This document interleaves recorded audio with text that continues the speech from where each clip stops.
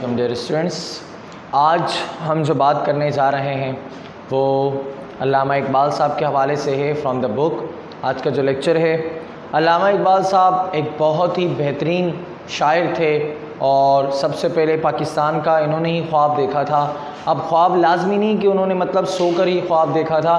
ख्वाब हम ये भी कहते हैं कि यार मेरा एक ख्वाब है कि मैंने ये काम करना है, यानी एक मकसद था उनका कि जी हिंदू और मुसलमान ये दो अलग अलग कौमें हैं, उनकी ज़ुबान अलग है, इनका रहन सहन अलग है, इनके कबाइल अलग हैं, इनका मज़हब अलग है, इनकी सकाफ़त अलग है। तो अलग अलग इन नज़रियात की बुनियाद पर इन्होंने एक पाकिस्तान का अलग से मशवरा दिया कि जी मुसलमानों के लिए एक अलहदा वतन सेपरेट कंट्री होना चाहिए जिसका नाम पाकिस्तान उस वक़्त तजवीज़ नहीं किया गया था, लेकिन कहा कि एक अलहदा वतन होना चाहिए मुसलमानों के लिए। तो अल्लामा इकबाल साहब को पोइट ऑफ द ईस्ट कहा जाता है, यानी कि शायर मशरिक। पूरा मशरिक एक सिमत है, पूरी एक सिमत है और उस सिमत का उनको पूरा मतलब शायर माना जाता है। ईस्टर्न पोइट कहा जाता है उनको।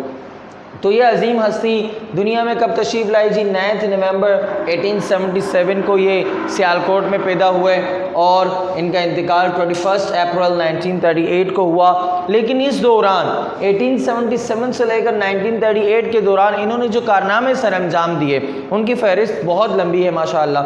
अब जब ये पैदा हुए तो इनकी इब्तिदाई तालीम इन्होंने अपने होम टाउन यानी सियालकोट से ही हासिल की और फिर 1895 में ये गवर्नमेंट कॉलेज लाहौर गए और वहाँ 1899 में उन्होंने MA पास किया और फिर इन्हें मतलब ओरिएंटल कॉलेज लाहौर में as a professor, Arabic professor जो है वो अपॉइंट किया गया, जो जॉब उन्होंने मतलब ये 1905 तक इसको होल्ड रखा और कंटिन्यू किया और चलते रहे। और इसके बाद इन्होंने जो है वो एक लॉ डिग्री यानी कानून की डिग्री लंदन से हासिल की और 1908 में इन्हें PhD की डिग्री से नवाजा गया बाय म्यूनिख यूनिवर्सिटी।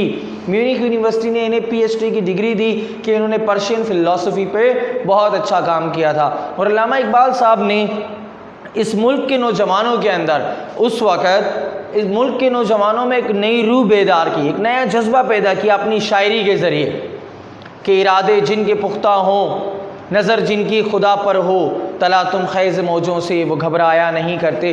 तो इस तरह की शायरी कर कर शाहीन से तशबीह देकर अपने मुल्क के नौजवानों को उन्होंने उनके अंदर एक नई रूह फूंकी कि आपने अलहदा वतन हासिल करना है, अलहदा मुल्क हासिल करना है मुसलमानों के लिए जहाँ सिर्फ इस्लामी नज़रियात हों, इस्लामी नज़रियात की लोग वहाँ पासदारी करें। तो ये था गाइज़ आज का आपका लेक्चर। इंशाअल्लाह आपसे हम नेक्स्ट लेक्चर में मुलाकात करेंगे। अपना बहुत सारा ख्याल रखिएगा। अल्लाह हाफिज़।